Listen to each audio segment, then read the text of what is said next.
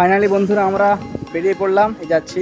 Online টোটো booking করেছি, আসতেছে, উঠে যাবো ইনশাআল্লাহ। বুকিং করছি তো একটু সময় লাগতেছে আসতে, 1 মিনিট তো লাগবেই। আপনারাই সফরের জন্য দোয়া করবেন আমার জন্য বেশি বেশি করে। অলরেডি আমাদের অটো এসে গিয়েছে, এই অটোটি এতে উঠবো এবার।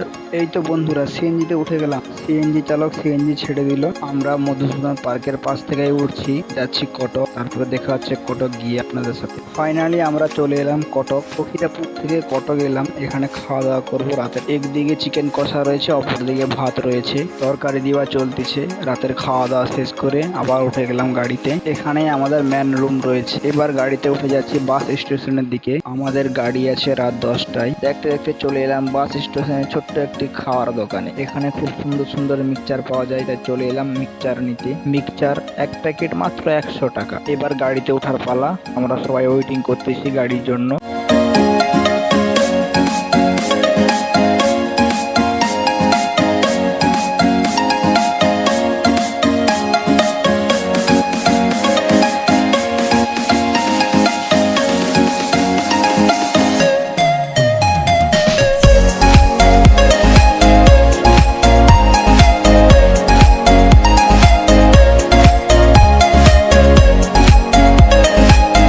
যেই বাসের জন্য এতক্ষণ অপেক্ষা করেছিলাম সেই বাস অলরেডি চলে এসে গিয়েছে। আসার সাথে সাথে আমি উঠে গেলাম বাসে। বাসের ভেতর রাতের ভিউটা খুব সুন্দর লাগছে আমাকে। আপনাদের কাছে কেমন লেগেছে তা কমেন্ট করে জানাবেন। এক এক করে বাসের সকল যাত্রী উঠে গিয়েছে, উপর নিচে সব ভর্তি।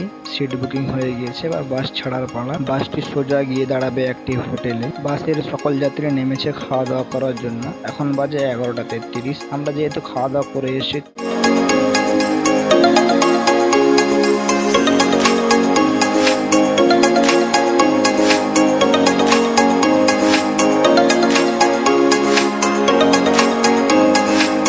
ফাইনালি আমরা চলে এলাম পাঁশকুড়াতে। আলহামদুলিল্লাহ আলহামদুলিল্লাহ। এই মাত্র আমরা নামলাম। আজকের অনুভূতিটা সম্পূর্ণ আলাদা, যা ভাষায় প্রকাশ করার মতো না। বিদেশ থেকে যারা দেশে আসে তারা একমাত্র বোঝে।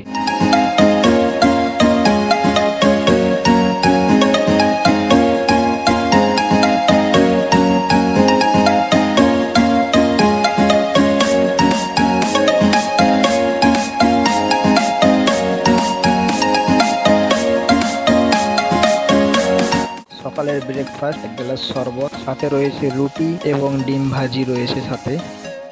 খাওয়া দাওয়া শেষ, কমপ্লিট। বাড়ি দিয়ে রওনা দেবো ইনশাআল্লাহ।